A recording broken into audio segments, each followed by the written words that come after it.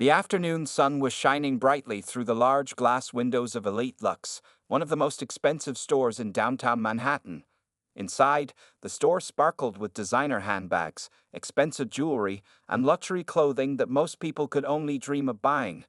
The marble floors were so clean that they reflected the crystal chandeliers hanging from the ceiling, making the whole place look like something out of a fancy magazine. Marcus Johnson stood outside the store, taking a deep breath. The 17-year-old had just finished basketball practice at his high school, where he was not only the team captain but also maintained straight A's in all his classes. He was still wearing his comfortable practice clothes, a plain black t-shirt, basketball shorts, and his favorite pair of slightly worn sneakers. His school backpack was slung over his shoulder, containing his books and practice gear. For the past 6 months, Marcus had been saving every dollar he could. He worked part-time at the local library on weekends, tutored middle school kids after school, and had even started a small lawn mowing business in his neighborhood during summer break. All of this was for one special purpose: to buy his mother the beautiful silk scarf she had admired in Elite Lux's window display 3 months ago. Dr. Patricia Johnson, Marcus's mother, was one of the city's most respected surgeons. She worked long hours saving lives at Metropolitan Hospital, often coming home exhausted but still making time to help Marcus with his homework and attend his basketball games. Marcus had seen how his mother's eyes lit up when she saw that scarf, but she had refused to buy it for herself, saying she preferred to spend money on his education and future. As Marcus pushed open the heavy glass door of Elite Lux, a small bell chimed announcing his entrance. The cool air conditioning hid his face, a welcome relief from the warm spring afternoon. He noticed several other customers browsing the store, a middle-aged woman trying on expensive sunglasses, a couple examining watches, and two teenage girls giggling over designer purses. None of them seemed to attract any special attention from the staff. Richard Bennett, the store manager, was arranging a display of leather wallets when he heard the bell. He looked up, and his pleasant expression immediately changed when he saw Marcus. Richard had been working at Elite Lux for 15 years and prided himself on being able to spot trouble from a mile away. In his mind, a young black boy in athletic wear couldn't possibly be a legitimate customer. Marcus didn't notice Richard's stare at first. He was too busy looking for the scarf section, remembering exactly what the scarf looked like: royal blue silk with a delicate gold pattern. His mother's birthday was next week, and he had finally saved up enough money. The $899 price tag had seemed impossible at first, but his determination had helped him reach his goal. Walking past the perfume counter, Marcus could feel several pairs of eyes following him. He was used to this. It happened often when he entered expensive stores. Usually, he would just ignore it and go about his business, just as his mother had taught him. "Your dignity is not determined by how others treat you," she always said, "but by how you carry yourself." Richard began following Marcus at a distance, pretending to straighten items on shelves. He watched as the teenager carefully made his way toward the accessories section, where the most expensive scarves were displayed. When Marcus reached out to touch one of the silk scarves, Richard's face turned red with anger. In his mind, this confirmed his suspicions. Other customers had begun to notice the tension building in the store. Some pretended not to see, while others openly stared, a few even pulling out their phones. Marcus finally found the exact scarf he was looking for and smiled, imagining how happy his mother would be. He reached into his backpack to get his carefully saved money. This simple action was all Richard needed to spring into motion. He rushed forward, his expensive shoes clicking loudly on the marble floor. The pleasant atmosphere in the store suddenly turned cold as Richard approached Marcus, his face twisted with suspicion and contempt. The other customers froze, sensing that something was about to happen. Marcus looked up, still smiling, completely unaware of the storm that was about to break. In his hand was an envelope containing 6 months of savings, dreams, and love for his mother. He had no idea that the next few minutes would change not only his life, but the lives of many others in ways he couldn't imagine. "What do you think you're doing?" Richard's sharp voice cut through the quiet store like a knife. His face was red with anger as he stood uncomfortably close to Marcus, trying to make himself look bigger and more threatening. Marcus was confused by the sudden hostility. He held the envelope of money in one hand and the blue silk scarf in the other. "I'd like to buy this scarf, sir," he said politely, just as his mother had taught him to always respond, with respect, even when others didn't show it back. Richard laughed, But it wasn't a friendly laugh. It was the kind that made other customers uncomfortable. Buy it? This scarf costs $899. Do you even know what that means? He spoke loudly, making sure everyone in the store could hear him. Some customers pretended to look at their phones, while others openly stared at the scene unfolding before them. A young woman near the sunglasses display had already started recording with her phone, sensing that something wasn't right about how the manager was treating the teenager. "Yes, sir, I know the price," Marcus replied calmly, though his heart was beating fast. He tried to show Richard the envelope. "I've been saving for 6 months to buy this for my mother's birthday. I have the exact amount right here." But Richard wasn't interested in listening. He snatched the scarf from Marcus's hand and carefully placed it back on the display. "Listen, boy," he said, emphasizing the word boy in a way that made several customers wince. "I've been doing this job for 15 years. I know your type. You come in here, pretending to be a customer, and then stuff expensive items in that backpack when no one's looking." Marcus felt his face grow hot with embarrassment. "Sir, I haven't done anything wrong. I just want to buy a gift for my mother. You can count my money if you want." His voice remained steady, even though his hands were shaking slightly. "Empty your backpack," Richard demanded, pointing at Marcus's school bag. "Right now, in front of everyone." His voice echoed off the marble floors and glass displays. The store had gone completely silent. Even the soft background music seemed to have stopped, though it was still playing. More phones were out now, recording the incident. An elderly couple near the entrance shook their heads in disapproval, not at Marcus, but at Richard's behavior. Marcus slowly unzipped his backpack, his movements careful and deliberate. Out came his basketball uniform, some textbooks, a water bottle, and his math homework. No stolen items. Nothing suspicious. Just the normal belongings of a high school student. But Richard wasn't satisfied. Security. He shouted into his radio. "I need security at the scarf display immediately." His voice was filled with unnecessary urgency, as if dealing with a dangerous situation instead of a teenager trying to buy a gift. Within minutes, 2 large security guards appeared. They were both wearing black uniforms and stern expressions. Richard pointed at Marcus. "This person is suspicious and needs to be removed from the store immediately. And check his backpack before he leaves, thoroughly." "Sir, please." Marcus tried one last time, his voice slightly shaking now. "Here's my school ID. I'm an honor student at Lincoln High. You can call my mother. She's Dr. Johnson at Metropolitan Hospital. I just wanted to buy her a birthday gift."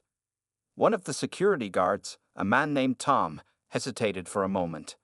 Something didn't feel right about this situation. But Richard was already pushing forward, pointing at Marcus's backpack again. "Check it. He must have hidden something while we were talking." The second security guard roughly grabbed Marcus's backpack, causing his phone to fall out of the side pocket. The expensive smartphone hit the marble floor with a loud crack, its screen shattering instantly. Marcus watched helplessly as the guard dumped all his belongings onto the floor, his books and papers scattering everywhere. Customers were now openly muttering in disapproval. The young woman who had been recording since the beginning spoke up. "This is wrong. You didn't do anything." But Richard ignored her, focusing instead on watching the guards search through Marcus's belongings. Marcus stood there, surrounded by his scattered possessions, still holding the envelope with his savings. 6 months of hard work, dreams, and planning were crumbling around him, just like his shattered phone screen on the floor. What had started as a simple shopping trip had turned into a public humiliation, and things were about to get even more intense. The humiliation continued as Marcus knelt on the cold marble floor, picking up his scattered belongings. His hands trembled slightly as he gathered his textbooks and crumpled papers, aware of all the eyes watching him. The broken pieces of his phone screen glittered under the store's bright lights, reminding him of how quickly things had gone wrong. "Stand up," Richard barked, enjoying his moment of power. "You're not fooling anyone with this act. Empty your pockets too." His voice was getting louder with each demand, drawing even more attention from people passing by the store's large windows. Marcus slowly stood up, his legs feeling weak. He reached into his pockets and pulled out only his house keys and the envelope containing $899, his precious savings. Richard snatched the envelope from his hands and opened it roughly, dollar bills spilling onto the floor. "Where did you get this money?" Richard demanded, letting the bills scatter. "Did you steal this too?" His accusation hung in the air, heavy and cruel. Some of the money slid under a nearby display case, pushed by the air conditioning breeze. The young woman who had been recording everything stepped forward. "Stop this right now. Can't you see he's just a kid trying to buy something? This is discrimination." Her voice shook with anger as she continued recording. But Richard was too far gone in his power trip to listen. He turned to her with a cold smile. "Ma'am, please mind your own business. We have procedures here at Late Lux. We can't have just anyone walking in claiming they can afford our merchandise." Marcus felt tears forming in his eyes but refused to let them fall. His mother's words echoed in his mind. "Never let them see you break." He watched as the security guards picked up his money from the floor, some bills now dirty and creased. "Look at how he's dressed," Richard continued, speaking loudly to everyone and no one in particular. "Basketball shorts and a t-shirt in a luxury store? He clearly doesn't belong here. Probably never even seen this kind of money before." What Richard didn't know was that Marcus had earned every single dollar: early morning lawn mowing sessions before basketball practice, weekend shifts at the library while his friends went to movies, tutoring younger kids when he could have been playing video games. 6 months of hard work scattered on the floor like trash. The security guard named Tom looked increasingly uncomfortable. He had noticed Marcus's advanced calculus textbook among the scattered items and the student body president badge that had fallen from his backpack. This didn't look like a troublemaker to him. "Sir," Tom said quietly to Richard, "maybe we should." "Maybe you should do your job," Richard interrupted. "Escort him out. Now, and make sure he doesn't come back." He was practically shouting now, his face purple with rage and something else. Perhaps fear that he had gone too far. The elderly couple who had been watching moved closer to Marcus. The old man bent down, starting to help pick up the scattered money, but Richard stopped him. "Leave it.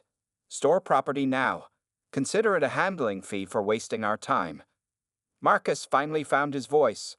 "That's my money. I earned it fairly. You can't just take it." His voice was quiet but firm, carrying the dignity his mother had always taught him to maintain. "Oh, you want to argue?" Richard sneered, reaching for his phone. "Should I call the police? Let them ask where a kid like you got this kind of money." The threat hung in the air. Everyone knew what Richard meant by "a kid like you." The racism was no longer subtle. It was out in the open, ugly and raw. The second security guard grabbed Marcus's arm roughly, starting to pull him toward the door. Marcus stumbled, his partially packed backpack dropping again. More papers scattered, including a birthday card he had made for his mother, featuring a drawing of the blue silk scarf he had hoped to buy. As they pushed him toward the exit, Marcus heard Richard's final words. "And don't even think about coming back. Elite Lux is for elite customers only." The automatic doors opened with a soft whoosh, and Marcus found himself standing on the sidewalk, humiliated and hurt. His belongings were hastily shoved into his arms, some papers still floating to the ground. But unknown to Richard, this moment of cruelty would soon backfire in ways he couldn't imagine. Marcus pulled out his cracked phone, his hands still shaking. There was one person he needed to call, someone who had taught him to stand up for himself, to fight injustice with dignity. It was time to call his mother, Dr. Patricia Johnson. Standing outside a Late Lux, Marcus's hands shook as he tried to use his cracked phone. The screen was badly damaged, but it still worked enough to make a call. Around him, several customers who had witnessed the incident were leaving the store, some stopping to express their support. "That was horrible. Are you okay?" asked the young woman who had recorded everything. She handed Marcus her business card. "I'm Sarah Chen, a civil rights lawyer. I got everything on video. What they did was completely illegal." Marcus nodded gratefully but focused on dialing his mother's number. Dr. Patricia Johnson was in the middle of her rounds at Metropolitan Hospital when her phone buzzed. She rarely answered calls during work, but something told her to check this one. "Mom," Marcus's voice cracked slightly. He tried to sound strong, but mothers always know when something is wrong. "Something happened at a Late Lux, the store where we saw the blue scarf you liked." Dr. Johnson listened quietly as Marcus explained everything. Her son's calm voice, even in the face of such humiliation, made her proud and angry at the same time. What he didn't know was that she was already familiar with Elite Lux, but not as a customer. "Marcus, stay right there," she said, her voice steady but filled with purpose. "I'm calling Eleanor right now." Eleanor Thompson was more than just another doctor at Metropolitan Hospital.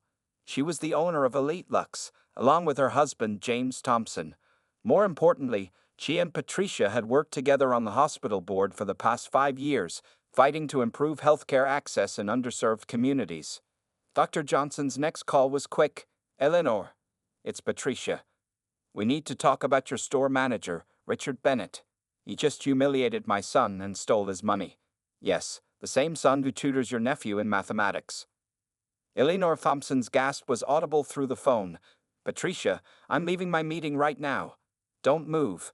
I'll pick you up in front of the hospital in 5 minutes." Meanwhile, outside Elite Lux, more people had gathered around Marcus.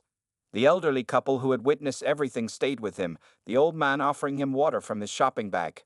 The woman kept patting his shoulder, reminding him of his grandmother. "Young man," the elderly woman said, "I've shopped here for 20 years, but I've never seen such disgraceful behavior. That manager needs to be fired." Inside the store, Richard Bennett was feeling very pleased with himself. He was straightening displays and telling other employees how he had protected the store's reputation. He had no idea that his actions had just set off a chain of events that would change everything. 15 minutes after Marcus's call, a sleek black Mercedes pulled up in front of Elite Lux. Dr. Patricia Johnson stepped out, still wearing her surgical scrubs with her doctor's coat. Her hospital ID badge gleamed against the white coat. Next to her was Eleanor Thompson, dressed in an expensive business suit, her face set in a grim expression. Before entering the store, Dr. Johnson hugged her son. "Are you okay?" she asked softly, checking him over as only a mother would. Marcus nodded, standing taller now that his mother was there. "Mom, my savings," he started to explain, but she shook her head. "Don't worry about the money right now," she said. "Some things are more important." She turned to Eleanor, who was already on her phone, making calls. Eleanor Thompson's face had grown darker as she watched the video that Sarah Chen, the lawyer, had shown her. She turned to Marcus. "I am so sorry this happened in my store. But trust me, this ends today." The small crowd that had gathered watched as these two powerful women prepared to enter the store. Dr. Johnson, respected surgeon and community leader, and Eleanor Thompson, the owner of Elite Lux and hospital board member, made quite a sight. Inside, Richard Bennett was still bragging to a new employee about his excellent customer screening skills when the store's door chimed. He looked up, ready to greet what he hoped would be a proper customer. His smile froze when he saw Eleanor Thompson's stern face, but it was the woman in surgical scrubs next to her that made his blood run cold. Something told him his perfect day was about to take a very different turn. The store fell silent as the two women walked in, their footsteps echoing on the marble floor. Richard Bennett was about to learn a very expensive lesson about judgment, respect, and consequences. The atmosphere in Elite Lux changed instantly as Dr. Johnson and Mrs. Thompson entered the store. Every employee who saw Mrs. Thompson immediately straightened up, their faces showing surprise and concern. Richard Bennett, however, was still unaware of the storm heading his way. "Good afternoon, welcome to Elite Lux," Richard called out cheerfully, walking toward them. He had spotted Mrs. Thompson and recognized her as an important person, but he didn't know who she was. His eyes barely registered Dr. Johnson in her surgical scrubs, dismissing her just as he had dismissed her son. "Richard Bennett?" Mrs. Thompson's voice was sharp as a blade. "I'm Eleanor Thompson, the owner of this store." She watched as the color drained from Richard's face. "And this," she gestured to Dr. Johnson, "is Dr. Patricia Johnson, Chief of Surgery at Metropolitan Hospital and a member of the hospital board with me." Richard's mouth opened and closed like a fish out of water. He looked at Dr. Johnson again, this time really seeing her. The connection slowly dawned on him. The teenager he had just humiliated was her son. I, Mrs. Thompson," he stammered, "I can explain everything. There was a suspicious person." "A suspicious person?" Dr. Johnson interrupted, her voice controlled but fierce. "You mean my son, the honor student who tutors your nephew in advanced mathematics? The same boy who's been saving his money for 6 months to buy me a birthday gift." The other customers in the store had stopped shopping, watching the scene unfold. Sarah Chen, the civil rights lawyer, was still recording everything on her phone. The new employee Richard had been bragging to earlier quietly slipped away, not wanting to be associated with him. "Show us the security footage," Mrs. Thompson demanded. "Now." Richard's hands trembled as he led them to the security office. On multiple screens, they could see different angles of what had happened. They watched as Marcus entered the store politely. They saw Richard following him suspiciously. The footage clearly showed Marcus's respectful behavior and Richard's aggressive response. "Stop the video," Mrs. Thompson commanded when they reached the part where Richard scattered Marcus's money on the floor. Her face had turned red with anger. "What gave you the right to treat a customer this way? To steal his money?" I was protecting the store's interests," Richard tried to defend himself. He didn't look like he could afford. it. Dr. Johnson stepped forward. "What exactly do you mean by that, Mr. Bennett? Please, enlighten us about how you decide who looks like they can afford to shop here." The security guard, Tom, knocked on the office door. In his hands were Marcus's scattered money that he had carefully collected from the floor. "Ma'am," he addressed Mrs. Thompson, "I gathered all the money I could find. It's exactly $899. He paused before adding, "The young man was telling the truth." Mrs. Thompson turned back to Richard. "Do you know what else I see on this footage? I see a lawsuit waiting to happen. I see the reputation of my store being destroyed. I see everything my husband and I have worked for being damaged by your prejudice. But most importantly," Dr. Johnson added, "I see a young man who did everything right being treated like a criminal because of the color of his skin. My son, who works hard, studies hard, and respects everyone, was humiliated in your store while trying to buy his mother a birthday gift." Richard had started sweating profusely. "I apologize if there was a misunderstanding." "A misunderstanding." Mrs. Thompson's voice rose. "This wasn't a misunderstanding. This was blatant discrimination. In my store, a store that my husband and I built on the principles of respect and excellence for all customers." She turned to her assistant who had just arrived. "Call security to escort Mr. Bennett out. He is suspended, effective immediately. And call HR. I want a full investigation launched today." Richard's face crumpled as reality hit him. "Please, Mrs. Thompson, I have worked here for 15 years. I need this job." "You should have thought about that before you decided to humiliate an innocent teenager," Dr. Johnson said firmly. "Actions have consequences, Mr. Bennett. Today, you're learning about yours." As security arrived to escort Richard out, Mrs. Thompson turned to Dr. Johnson. "Patricia, shall we go get your son? I believe he was trying to buy you a birthday gift. It would be my honor to help him complete his purchase, at a very special discount, of course." Outside Elite Lux, Marcus was still waiting with the small crowd that had gathered to support him. When the store's doors opened, everyone watched as security escorted Richard Bennett out. The once proud manager now looked small and defeated, clutching his personal belongings in a box. Mrs. Thompson stepped out and approached Marcus.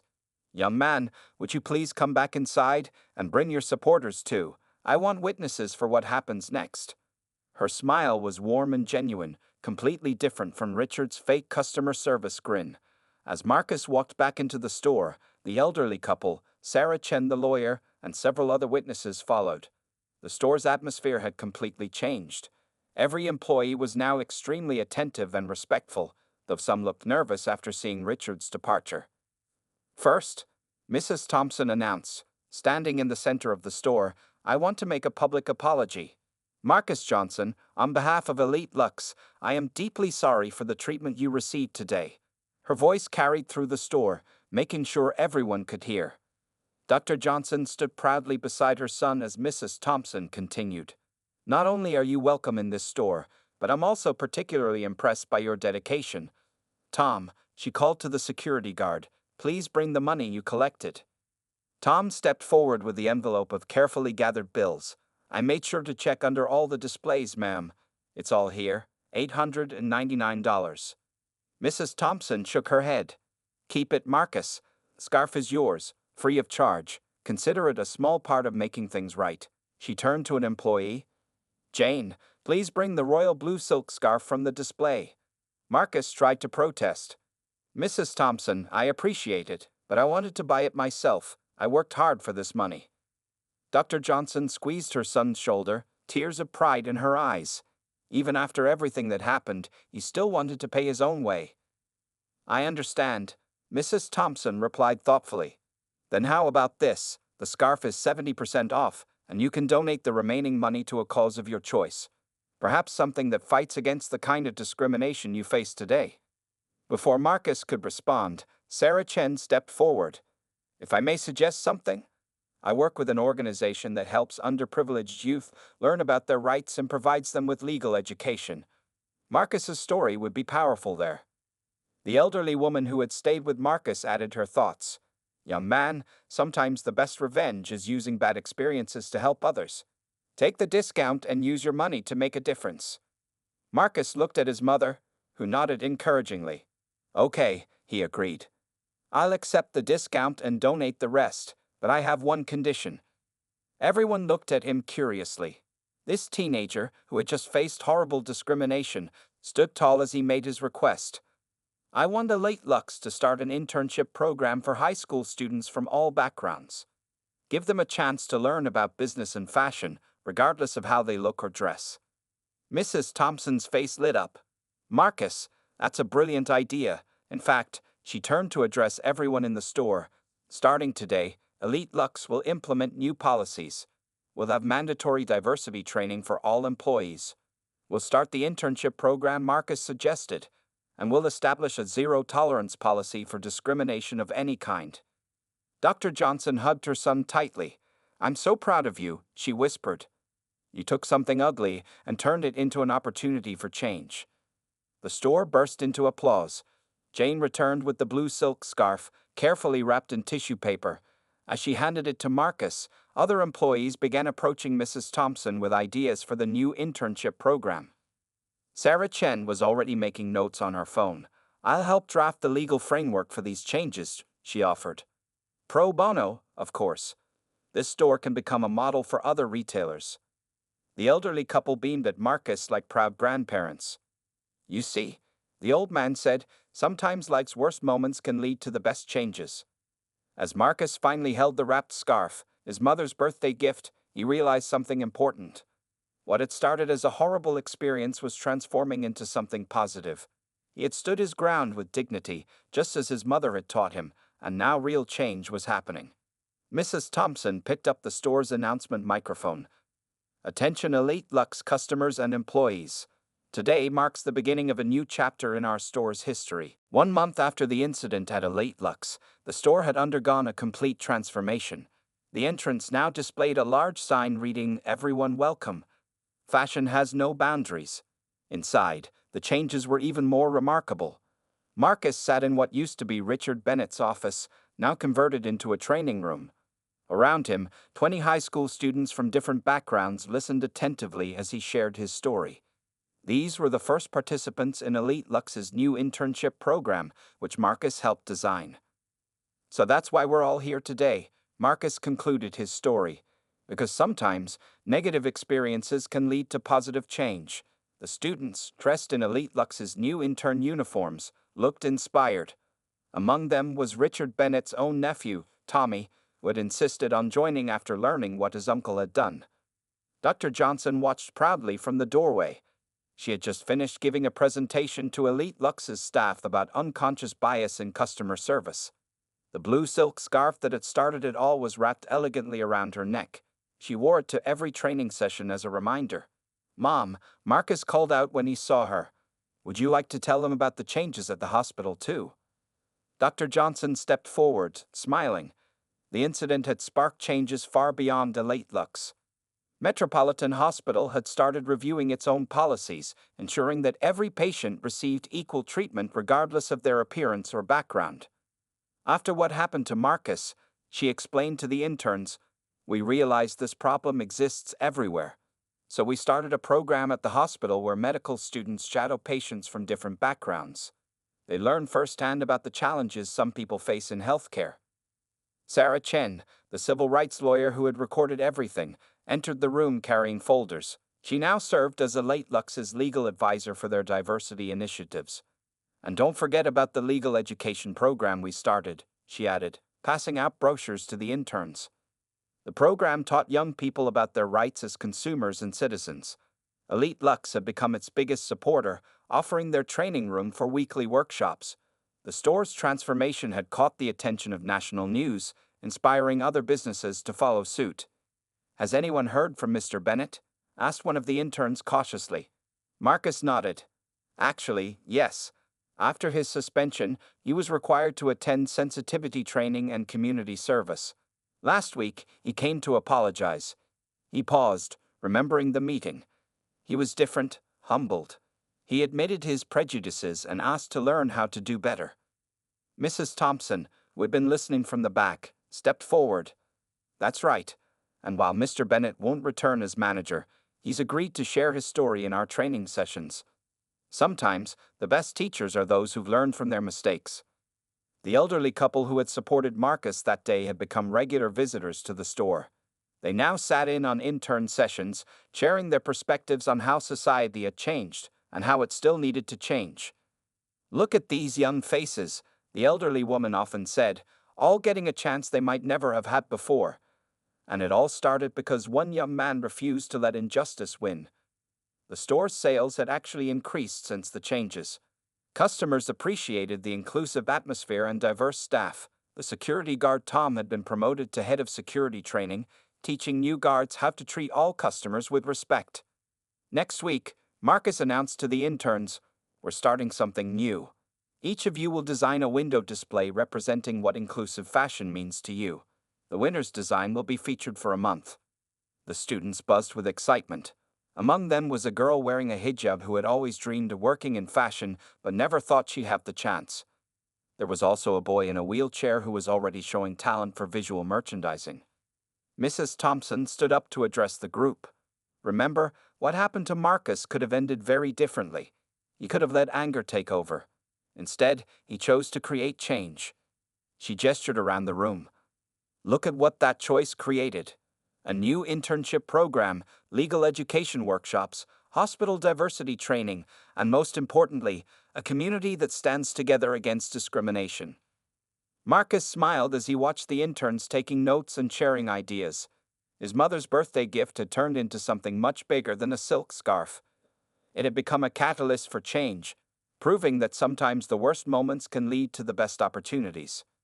"Any questions?" he asked the group, knowing that their curiosity and enthusiasm would help carry this movement forward. 6 months after the incident at Elite Lux, the store was hosting a special evening event. The large display windows, usually showcasing expensive fashion items, now featured photographs of success stories from the internship program.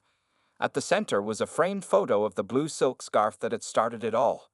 Marcus stood at the podium, facing a packed audience. The store had closed early for this special celebration of the Fashion for All initiative. In the front row sat his mother, Dr. Johnson, still wearing her favorite blue silk scarf. Next to her were Mrs. Thompson, Sarah Chen, and surprisingly, Richard Bennett. "When I walked into Elite Lux that day," Marcus began his speech, "I was just a teenager wanting to buy his mom a birthday gift. I never imagined that moment would change so many lives." His voice was confident now, very different from the shaky teenager who had stood outside with a broken phone 6 months ago. The crowd included all sorts of people: the first batch of interns in their graduation robes, store employees, hospital staff, and even some national news reporters. The elderly couple who had supported Marcus that day sat in places of honor, beaming like proud grandparents. "Today, we're not just celebrating our first group of graduating interns," Marcus continued. "We're celebrating a change in how businesses treat people. Since our story went public, 50 other luxury stores across the country have started similar programs." Richard Bennett shifted uncomfortably in his seat as Marcus spoke. After months of community service and reflection, he had become an unexpected advocate for change. He now traveled to other stores, sharing his story as a warning about the costs of prejudice. "Mr. Bennett," Marcus said, surprising everyone by addressing him directly, "thank you for being here today. Your journey of change is as important as any success story we're celebrating." Richard's eyes filled with tears as several people patted him on the back. The store itself had been transformed. Signs in multiple languages welcomed customers. The security team, led by Tom, had become known for their respectful and professional treatment of all visitors. Sales had doubled, proving that inclusion was good for business too. Dr. Johnson stood up to join her son at the podium. 6 months ago, I was ready to fight for justice for my son, she shared. Instead, he taught us all how to fight for change. She touched the blue silk scarf around her neck. This scarf reminds me not of that difficult day, but how my son turned pain into progress. Mrs. Thompson took the microphone next. Elite Lux's internship program is now being copied by stores worldwide. But more importantly, our graduates are changing the fashion industry from the inside. She gestured to the interns. These young people represent the future of retail, a future where everyone is welcome. The ceremony continued with the graduation of the first intern class. 20 young people from different backgrounds walked up to receive their certificates. Among them was Tommy Bennett, Richard's nephew, who had helped create a special shopping assistance program for disabled customers. Sarah Chen presented another surprise. Thanks to our sponsors, each graduate receives a scholarship for further education in fashion, business, or law. The announcement was met with cheers and happy tears. The elderly couple who had stayed with Marcus that difficult day now ran a weekly discussion group at the store, sharing stories of civil rights history with new interns. Change doesn't happen overnight, the old man often said, but it does happen when good people stand up. As the ceremony ended, Marcus revealed one final surprise. Today, Elite Lux is launching the Marcus Johnson Scholarship for students who want to make a difference in their communities.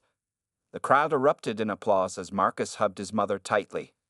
Later that evening, as the celebration continued, Marcus stood by the store window where the blue silk scarf was displayed. Next to it was a simple plaque that read, "Sometimes the greatest gifts aren't the ones we buy, but the changes we inspire." Dr. Johnson joined her son, adjusting her scarf. "You know," she said softly, "this turned out to be the best birthday gift I could have ever received." She wasn't talking about the scarf. Marcus smiled, watching the diverse crowd mingling in the store. Interns chatted with executives, customers from all backgrounds browsed together, and former adversaries had become allies in creating change. "Mom," he replied, "I think we all received a gift that day, the gift of learning how to turn something bad into something beautiful." He paused, looking at the plaque. "And this is just the beginning."